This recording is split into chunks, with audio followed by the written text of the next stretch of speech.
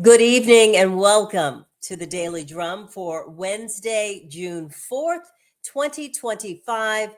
I'm Millette Green. Harold Fisher is on vacation this week.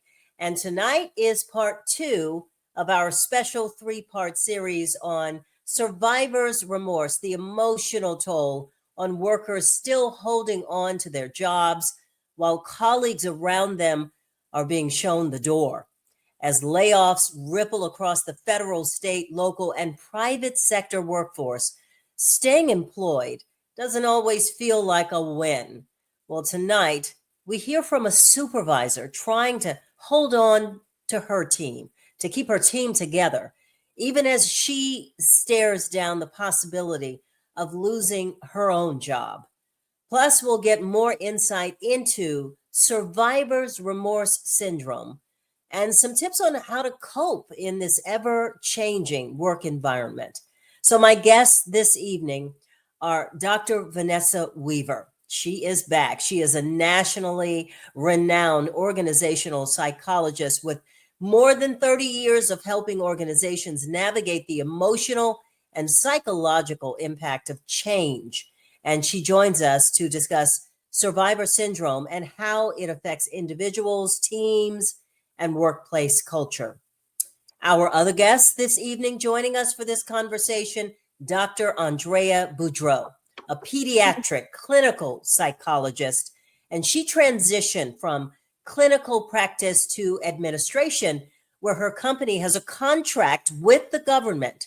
She has spent 20 years working to improve health outcomes for underserved communities all across the nation. And thank you both for joining us this evening.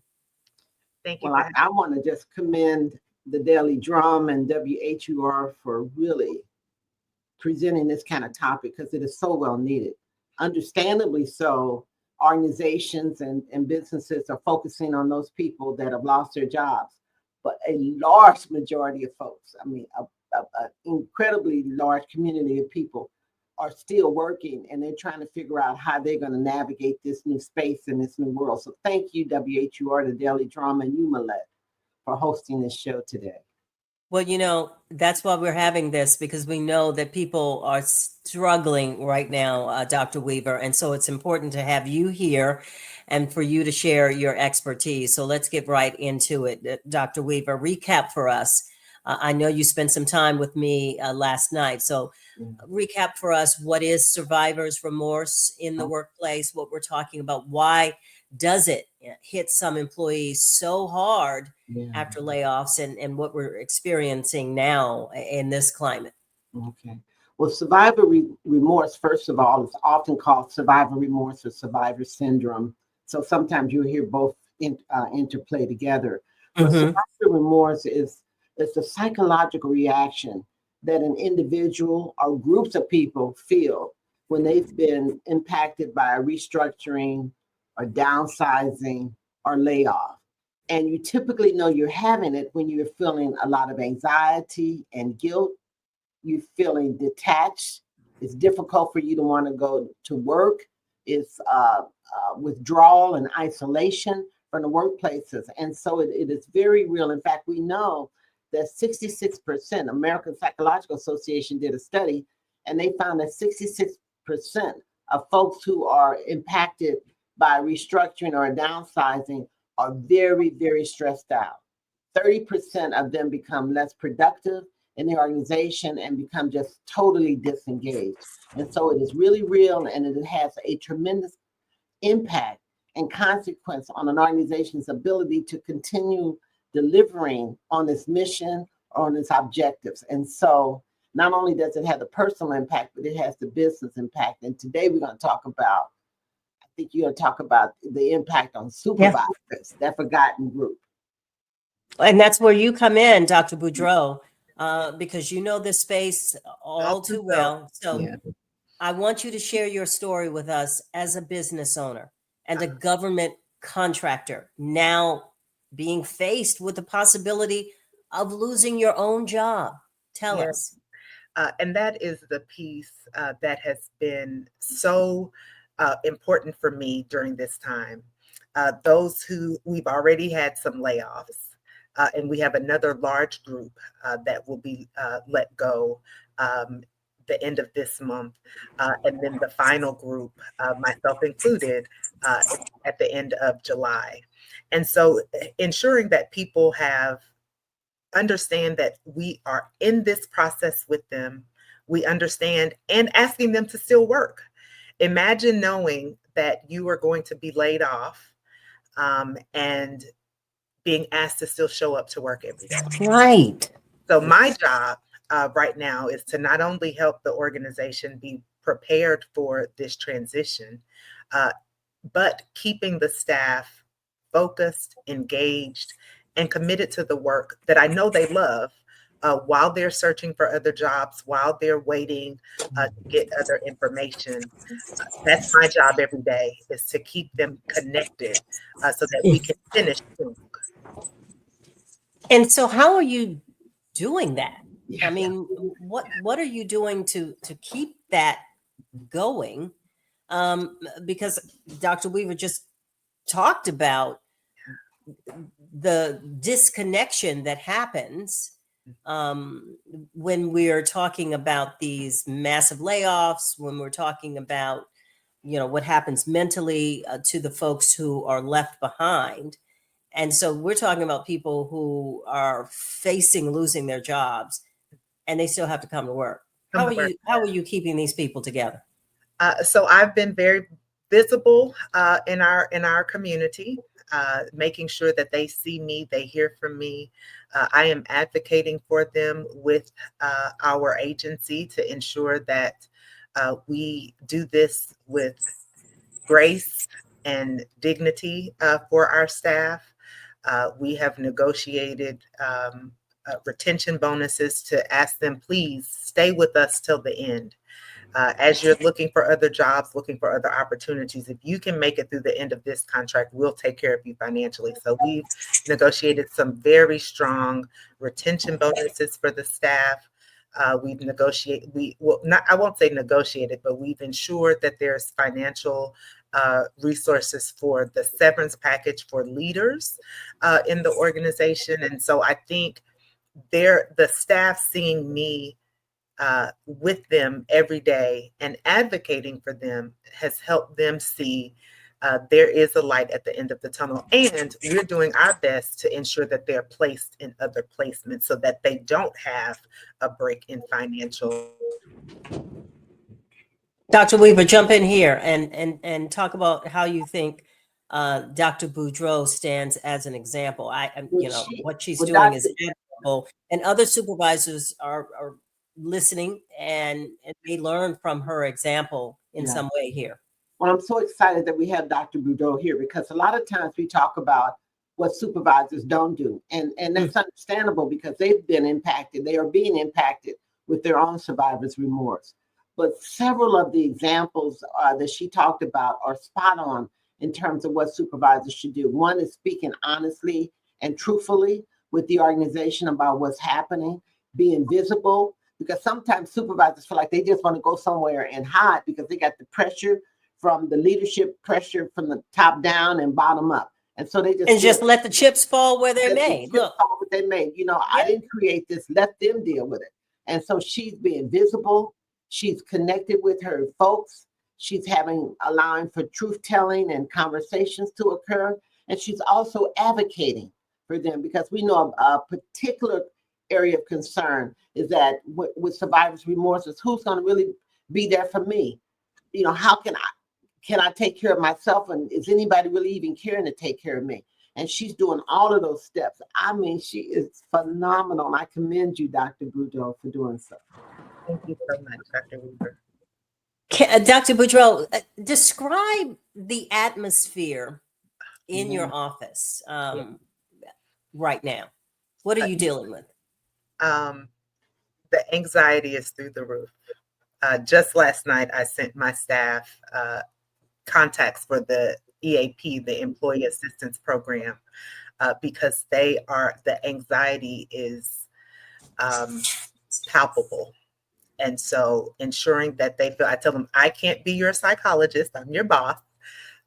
but I can certainly feel it. And so I validate it, let them know this is real and I understand it. I am in it with you. So it's not a situation where I'm going to keep my job, but I'm letting you all go. So I'm in this with you as well, fielding job opportunities, other contracts, and so I think the transparency has helped. And then again, that advocacy. So I have a ton of emails coming to me every day. Well, can you talk to them about this? And can you verify this? And so just making myself available. I am so tickled with the people who are willing to come directly to me. Usually, people are afraid of the hierarchy within business. And so they don't want to come to the top leader. But I have frontline staff who are like, no, I'm calling you. They will call my phone and be like, I need to talk. I need your help. And so just really being available to them. But that's what it is. It's the anxiety. It's, young mothers who have to figure how they're going to be able to pay their rent, their mortgage, the child costs. Where are they going to be able to stay? So many of my staff are living check to check. One of the things that we advocated for before was how we can raise their because most of them are in a union. So we had to negotiate that with their union, but just helping them to see that they care. But it's so many single moms, and even our married mothers who's both the husband and wife, two wives, two husbands. We are a very diverse group, but just making sure that their focus right now is what is my next, and making sure that they hear. Another thing that we've done is allow them time to be able to do those things. So like the background checks and drug screens for other opportunities that they have. Allow them time to do that. So I'm not docking you for being a few minutes late from lunch because you were at, a drug screen location. So being very open and flexible for the staff, that has been received. But my feeling is this open relationship, or this relationship that you have with your team, you probably had that before. Yes, this absolutely. Disastrous situation came upon you and them. Mm-hmm. Absolutely. I believe that you have to have an open door. I come to every orientation group and I tell them how excited I am for joining our organization. I say my door is always open to you. My schedule is not. So you better make good friends with my assistant. Exactly. So that you can get onto the schedule. But I believe one legacy that I will have with this staff is I was always available to them. Yeah. They are my priority. But it brings up something, Dr. Weaver, about the pressure that some may have or feel in being strong for their staff. Yeah. Right. Or being too strong, and at some point it crumbles because you're going to crack at some point. Not saying this is going to happen to you, Dr. Boudreaux, but you can only stand too much. Yeah. Can you talk a little bit about that, Dr. Weaver, and what someone like Dr. Boudreaux and others need to do to protect their sense of self in all of this? Well, it's such an astute question that you have on that, because we often call the supervisors the walking wounded, because again, they're expected to be able to, by their direct reports and their teams, to take care of them or to have the answers or be a safe place for them to come to. And then they also often feel the pressure from the leadership to continue delivering on the mission or on the product or whatever. And so they feel like there's just really nowhere to go. And it's such a pride in being a supervisor that many feel that they can't really open up and share with others what they're going through. And so there are a couple of things that are happening and that can happen. And I really, again, commend Dr. Boudreaux for having this open door. But many supervisors get into this situation. They might not always have been that type of leader that Dr. Boudreaux is doing. And so we recommend organizations to provide training to supervisors on how to acknowledge what are the cues and symptoms that their people might be showing when they're going through the survivor remorse?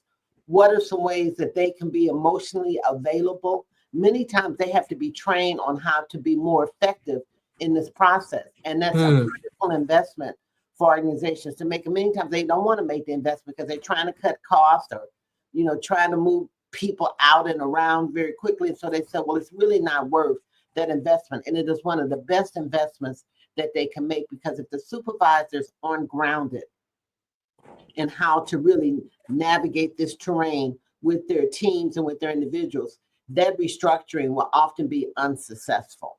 And so having the organization provide resources, training, counseling and coaching for the supervisors is important. And then also for the leaders, the person that supervisor reports to provide that supervisor some of that one-on-one time that Dr. Boudreaux is providing for her people, so that they can be a resource to that individual and can be someone that they can talk to. And again, taking advantage of the employee programs, assistant programs that are around, or getting an independent coach or counselor that you can go to. And Dr. Boudreaux, you are taking care of yourself? I am. She looks fabulous, I tell you that. You look good on the outside. Yeah. I tell people I don't look like what I've been through.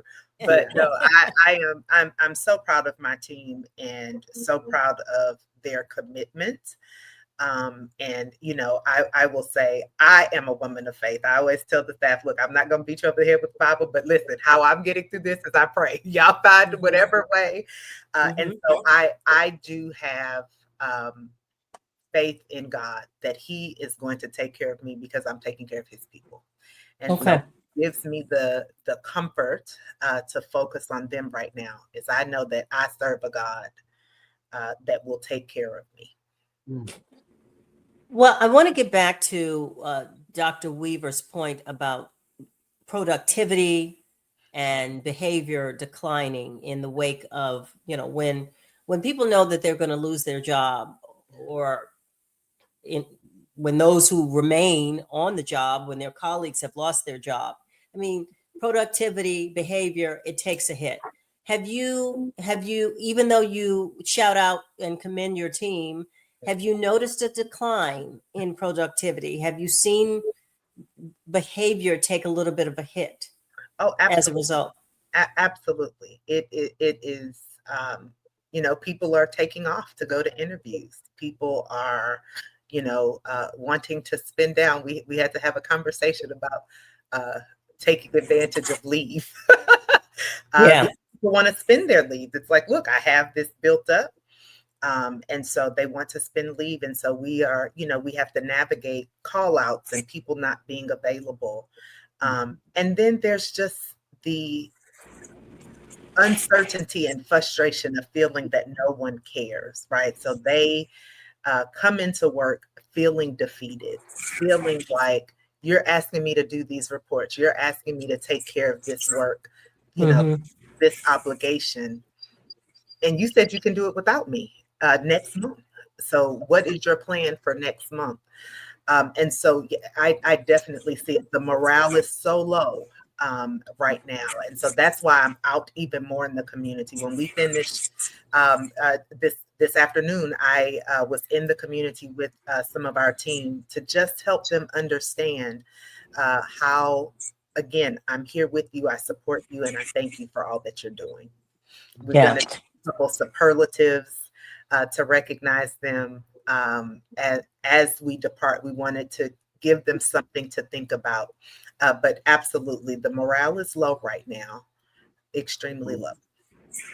If you're just joining us this evening, this is part 2 of our 3-part series on the Daily Drum this evening, talking about survivors' remorse syndrome in the wake of federal government workers still on the job, in the wake of all of these firings, and what we're all experiencing in the community as we watch our loved ones, our friends, our colleagues, who have experienced this just epidemic wave of loss. And so our guests this evening, Dr. Vanessa Weaver and Dr.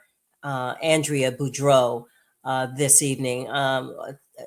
This is a fascinating conversation because both of you are experts in your fields. Dr. Weaver, talking about survivor's remorse in this way, in the wake of all of this. I mean, are you just mind blown that we probably haven't even seen the last of this, and we're just a few months into the new year, and what has gone on and the impact of this, especially particularly in the African American community?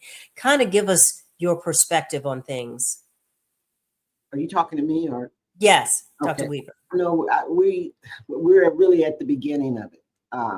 And so I anticipate that we'll see more, downsizing in the federal sector, but it's not just the federal sector, it's happening in the private sector. I mean, the federal sector is getting all of the attention right now, but there have been mass layoffs in technology, in manufacturing operations. And so the private sector is also going through this. And of course, when both of those entities are impacted, then our not-for-profit sectors are impacted. So we're expecting a pretty significant continuation of this. And so that's why I felt it was so important to get this message out about survivor remorse so organizations can begin to say, how do we begin to plan to do the work? It's one thing to make a decision or plan on how to get rid of people, but how do you plan on continuing moving forward and motivating a team of folks that already feel so demotivated, like Dr. Boudreaux just shared with us about her team? How do you get them repositioned to deliver? Because the government still has to function. The government still has to function. The private sector still has to function. Our not-for-profit still has to function. So we really want to encourage organizations to step back and say, how do I get my team re-engaged? What's the plan? How do I involve my team now in the plan? Given that we restructure, is there a new way that we need to be thinking about how we work? Some of the repetitive roles and things that we did, we're not going to be able to do them now. So how do we get folks involved in planning for our future moving forward? And the future is now. It's not 6 months from now. After you've gotten rid of everybody, then you're not going to step back and say, okay, this is how we do the work. So it's a very real thing. Before we run out of time, ladies, what are the best resources that you've been able, and Dr. Boudreaux, I want you to start here quickly, the best resources that you've been able to draw from to help yourself, to help your staff as you go through this process? Yeah, I do have a wonderful therapist who I bring my struggle to. Again, I'm a woman of faith, so I do rely on my trust in God and my faith to help me.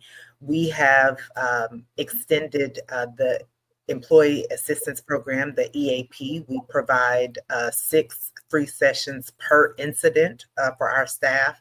So if they're anxious about this, but they've had something in the past, they get a new set and they can start that process over as many times as they need. And your employees have taken advantage of that, right? Many of them Good. have reached out to me specifically to say thank you for that resource. And Dr. Weaver, resources quickly. I would just add, again, there are community organizations out here now who are providing programs and support and resources. And so not only look inside of your organization, as Dr. Boudreaux has talked about for EAPs and HR folks and that, but who in the community is providing this kind of assistance? And whether it be one-on-one counseling, group counseling, or just some coaching, reach out and connect with someone. And we're also suggesting that families go to get counseling and coaching together, because it's not just affecting one person, it's affecting families. And so families need to figure out, now, how do we function as a family to navigate through this storm? I couldn't agree more. I can't believe it. We're out of time. I do want to thank both of you this evening for joining us for part 2 of Survivor's Remorse. You were wonderful. Dr. Boudreaux, Dr. Weaver, thank you. And tomorrow, tomorrow, join us as we wrap up this series with part 3. Dr. Vanessa Weaver will be back with us once again. Plus, we will talk with a federal government worker who will share her story of holding on when so much is falling around her. Up next on 96.3 WHUR, the original Quiet Storm with Raheem Devon. I am Molette Green in for Harold Fisher, and we want to say happy birthday, Harold. Thank you so much for listening and for watching. Have a good night.